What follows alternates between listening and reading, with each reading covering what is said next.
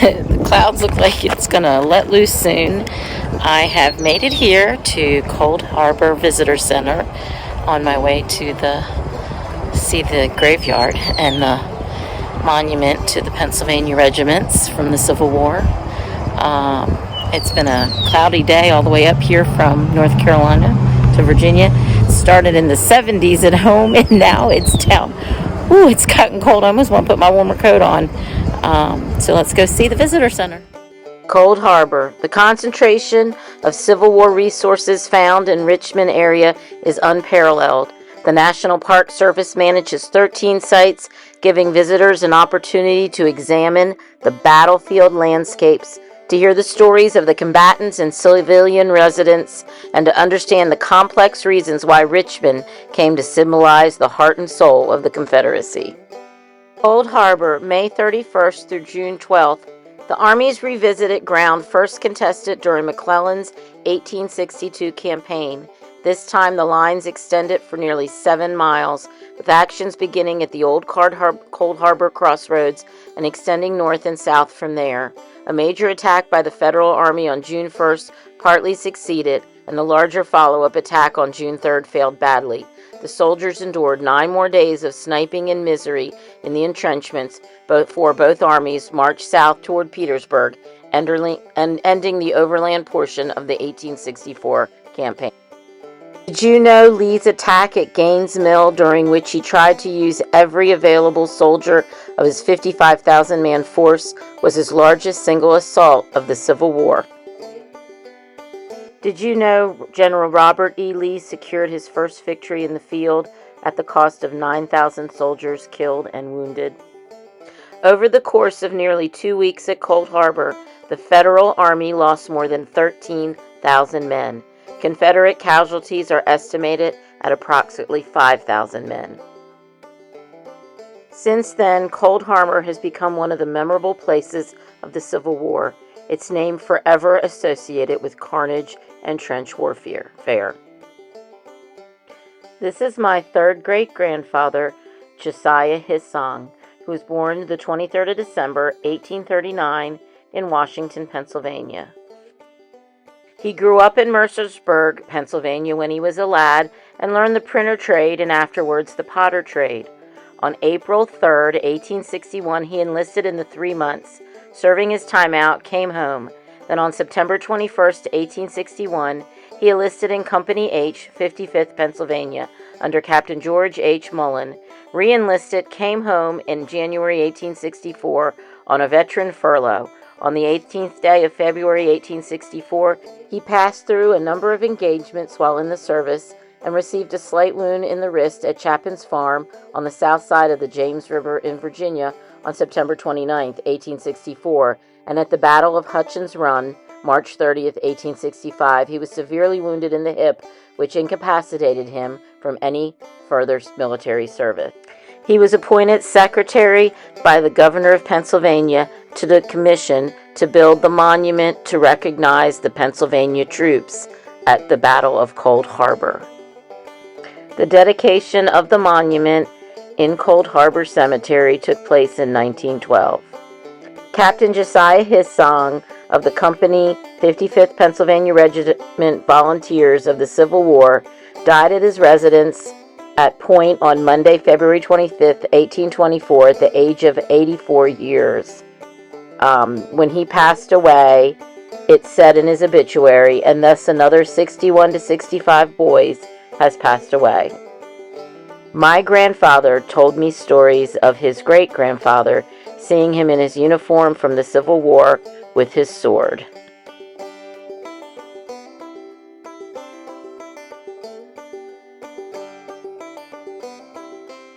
So this is the Cold Harbor Cemetery.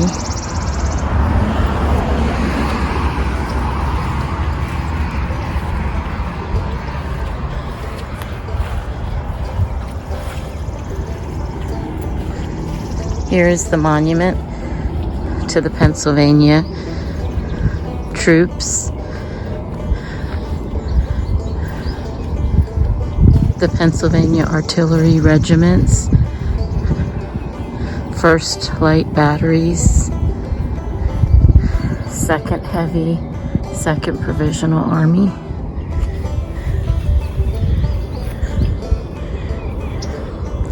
Here's the Pennsylvania Infantry Regiments. My great-grandfather Josiah, his song was in the 55th, Company H. The Pennsylvania Cavalry Regiments.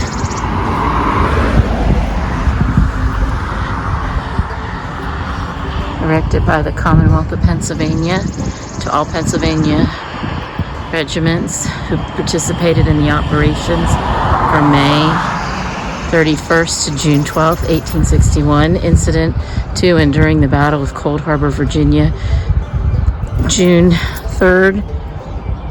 I can't see, I think it says 1st through the 3rd, 1861.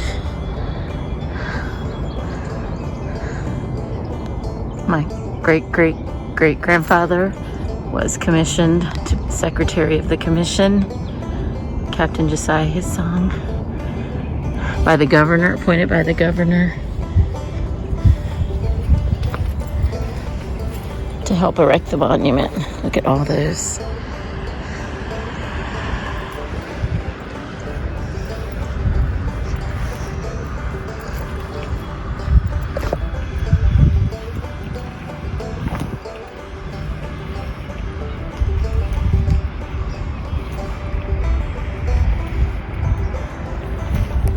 Korea, World War II.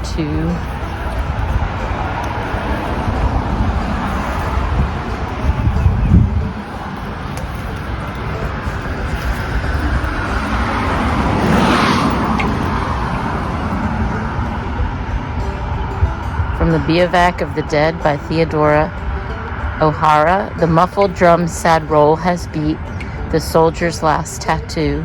No more on life's parade shall meet that brave and fallen few. On fame's eternal camping ground, their silent tents are spread, and glory guards with solemn round the bivouac of the dead.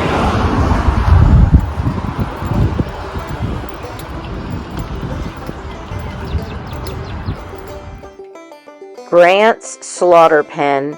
Confederate General Robert E. Lee's army stood between Union General Ulysses S. Grant and Richmond, the Confederate capital. Grant ordered his cavalry to take and hold the vital crossroads known as Cold Harbor. On May 31st, 1864, they succeeded, and that night both sides built fortifications. The next day, 6 Union divisions attacked. One New York soldier called it hell turned up sideways. The Union lost 2,200 men, took 750 prisoners, and gained nothing. This is dedication of the Pennsylvania, photo from the Pennsylvania Monument dedication, attended by surviving veterans and others in 1909. And I'm sure somewhere in there is my great-great-great-grandfather, Captain Josiah his song. I'll put some pictures in from the commission.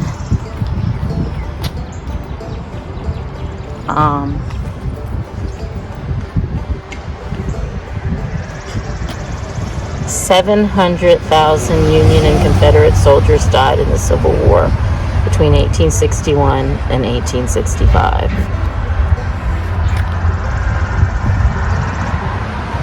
I know my great-great-greats, I think he's 4th or 5th great, on the Yarnell side, was buried in one cemetery. He died, didn't even get to battle, he died of dysentery, I think. And he was buried in one cemetery, and then they moved him to one of the National Cemetery in Pennsylvania.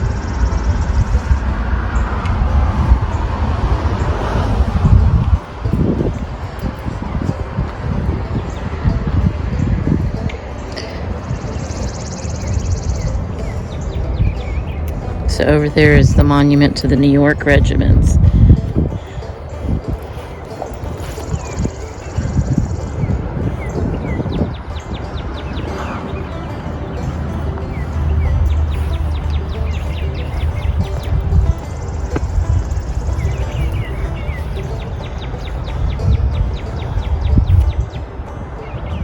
United States National Military Cemetery, Cold Harbor, established April 30th, 1866. 1,952 internments, 673 known, 1,279 unknown. There were thousands of unknown dead in the Battle of Cold Harbor.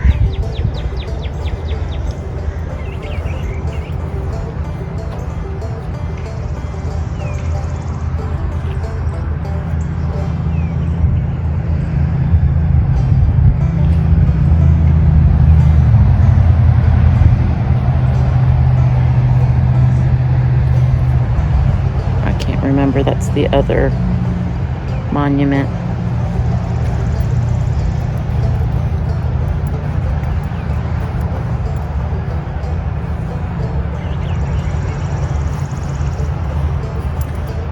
World War I, World War II, Korea.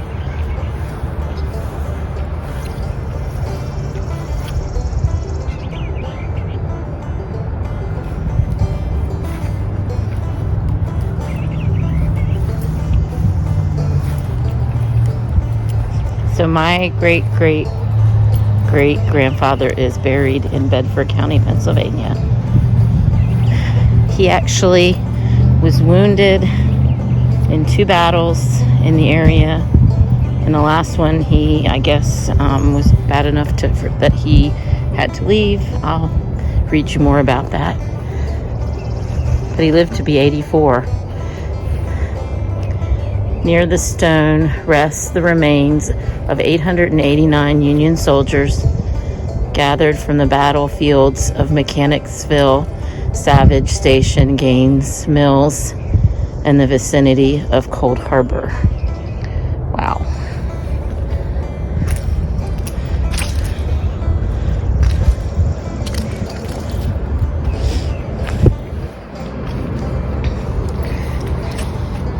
Erected by Congress in the year of our Lord, 1877, and in the 101st year of the independence of the United States of America. Wow.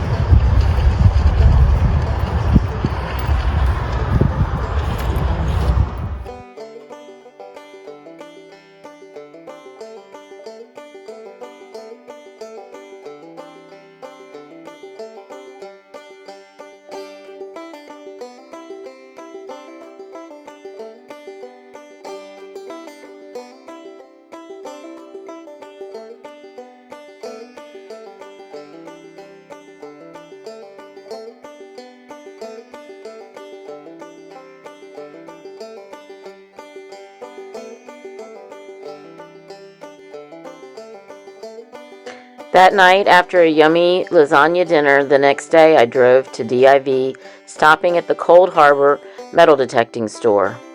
Can I ask your first name anyway? Ronnie. Ronnie, and what do you swing, Ronnie? Deus 1. Deus 1, okay. And tell us what you just found.